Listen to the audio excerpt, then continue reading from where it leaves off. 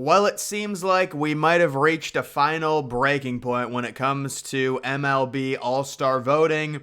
A lot of people very angry. It seems the country of Toronto has hijacked the voting this year, and it is kind of ridiculous how Canada, the entire country, has one team. Obviously, with all those fans, they're going to really drum up the numbers in terms of voting, but we're going to take a look. How bad is it? I'm going to compare it. I'm going to look at all the positions and then take a look at the total WAR of all these players. I think WAR is probably the best measurement to use. You could also use OPS, but either way, let's start with the AL catchers. Adley Rutschman, the former top prospect, the former number one overall pick, very likely to make it. Salvador Perez coming in second, barely ahead of Jonathan Heim.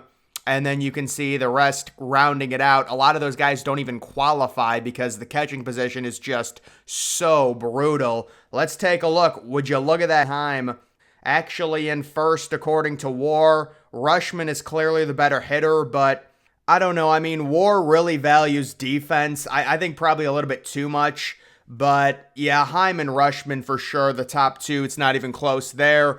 First base, you've got Vladimir Guerrero Jr. from Toronto in first, Yandy Diaz in second, Anthony Rizzo really not having that good of a year in third. And then taking a look at what it actually is, you've got Diaz, 2.1 WAR. You've got Nola, Ryan Nola of Oakland. He might be their lone representative, either him or Roker. We'll have to see. Nathaniel Lowe in third place, Drury, Rizzo down at 6. Vlad down at 9. He just has .4 WAR.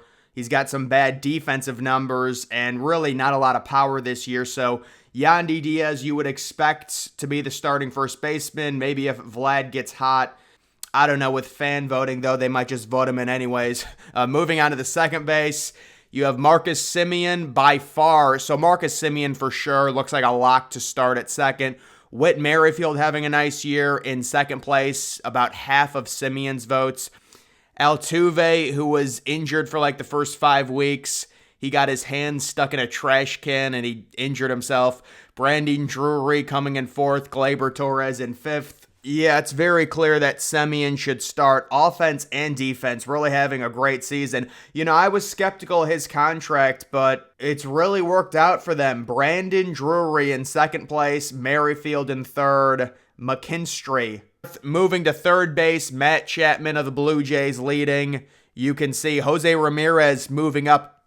I saw Jose Ramirez was at 9th, but now he's up to 4th. Devers at 3rd. Taking a look at what it actually is, it is Ramirez. He's been on a hot streak recently. He's got 2.4. You've got Josh Jung in second, 2.1. Chapman at 2.0. Wow, Matt Chapman really hasn't been that good defensively. Normally, that's what he's known for. But overall, based on the difference, I would expect Chapman or Jung to start unless Ramirez really picks it up. Moving to the shortstops, you've got Bichette basically doubling up Corey Seager, and then Wander Franco all the way down at 3rd.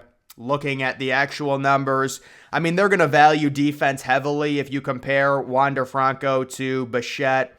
Bichette has, a little bit of a better offensive profile. Their on-base percentages are the same. Honestly, they're very comparable. I don't think Bichette should be starting. He's had a good year. But Bobby Witt Jr.'s actually not been terrible, 1.8. It's just the Royals have been so bad. I would expect Bobby Witt Jr. to be the lone representative from the Royals there. So when it comes to the shortstops, I mean, I guess Corey Seager's not qualified. That's why he's not on here. But yeah, Bichette probably starting. He's in first by a mile. Designated hitter, I'm sure it's going to be Ohtani, no doubt. They'll probably bat him 3rd.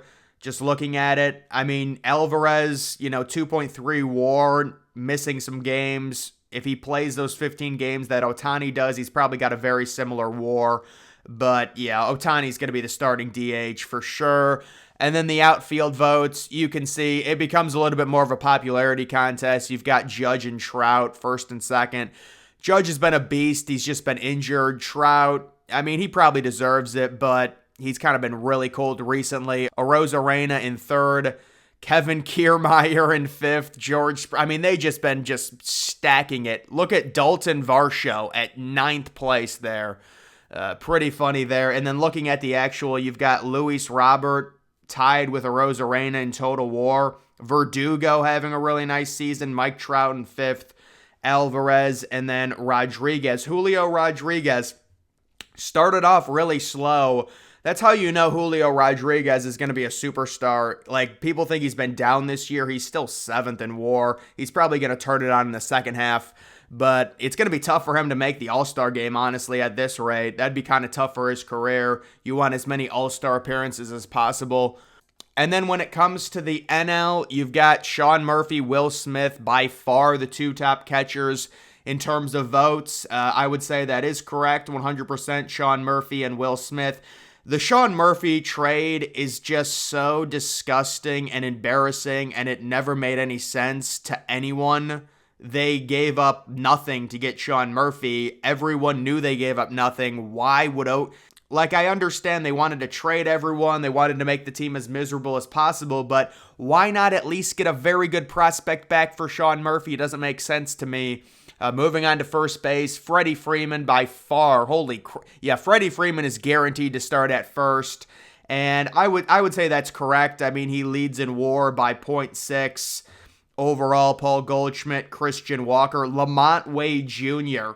Boy, the Giants have been really good recently. Pete Alonso, yeah, he got injured. That kind of hurt him. Atlanta fans are definitely, stuffing the ballot boxes. Matt Olson in second place in the voting, but sixth here in just overall WAR. And he does not have he's got a 230. I mean, look at Pete Alonso. He's hitting 228. I didn't realize Pete Alonso was hitting 228. I guess nobody cares about batting average. I don't know, man. My opinion on batting average, yeah, I agree it doesn't mean much, but if you're hitting 220, that just turns me off. I don't know. You got to at least be in the 240, 250 range. If you've got like a starter hitting 220, I mean, come on. It's just there's something wrong with that. I'm sorry. I understand. I always look at OPS more and WAR and on base percentage. You got to be doing better than 220. It's like people trying to convince me Joey Gallo's good when he's hitting 189. But not this year, but like in the past. It's like, come on. That's ridiculous. Second baseman, Luis Ariza, we know he's hitting 400. Yeah, he's got to be the starter. Come on, folks. And he's in first place. Ozzie Albies in second. Nolan Gorman in third. And then take a look at this. Thayer Estrada. See, this is the issue with WAR. They care way too much about defense. The dude is hitting 400, folks. Come on. I mean, Estrada, he's having a nice little year. He's hitting 287. If you've got someone hitting 400, that just shows you WAR is a little bit flawed in terms of its defensive value, in my opinion.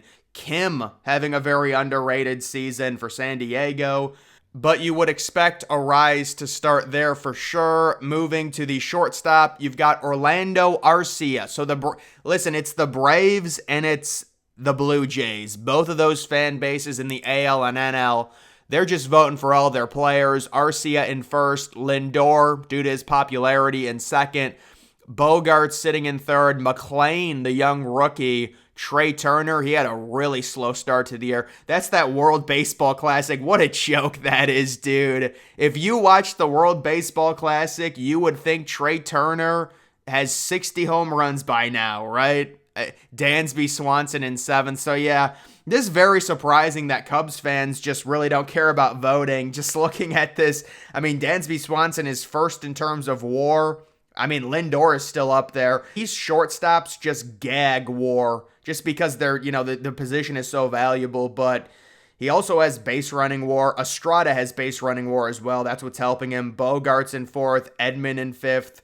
There's Trey Turner in sixth, but yeah, Matt McLean getting votes. Shout out to Reds fans. CJ Abrams having a rough year. Moving on to the third baseman, Arenado. So Cardinals fans, name recognition, I guess, even though they're having a terrible season. He's in first. Austin Riley sitting in second. Muncy in third. J.D. Davis in fourth. Machado, kind of having a little down year, is in fifth. Taking a look at the WAR. Look at that, Jeimer Candelario. He should be the starting third baseman in the All Star game. It is amazing, but in all seriousness, I do think that J.D. Davis should start. because when you look, again, I'm just not valuing defense that much. J.D. Davis is hitting 287, almost like a 370 on base, significantly better than Candelario, and that's who I would go with. They've got Kim listed also as a third baseman. Arenado's in fifth. Yeah, Arenado, based on that team's record, just looking at his stats, 323 on base, I mean, he's actually not having a good defensive year at all. He's been a negative defender, at least according to WAR. But yeah, he's just name recognition basically there. Looking at the designated hitters, it is JD Martinez of the Dodgers in first, Bryce Harper just coming off the IL in second, Travis d'Arnaud, Soler in fourth. And then taking a look at the WAR, it looks like Jorge Soler for the Marlins, the upstart Miami Marlins, has the best WAR. Gurriel Jr. there as well, Nolan Gorman. A lot of these guys are not DHs. You know, who knows? Listen, Kyle Schwarber, he should be a DH. Unfortunately, he has to play the field because Bryce Harper is still recovering. So that is that. And then the outfielders, of course, Acuna, basically, 2.2 million votes. Mookie Betts there as well. Pretty much those two are guaranteed to start.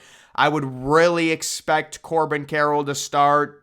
He's only 1,000 votes in front of Gurriel Jr., but he's been really good, almost like MVP level good.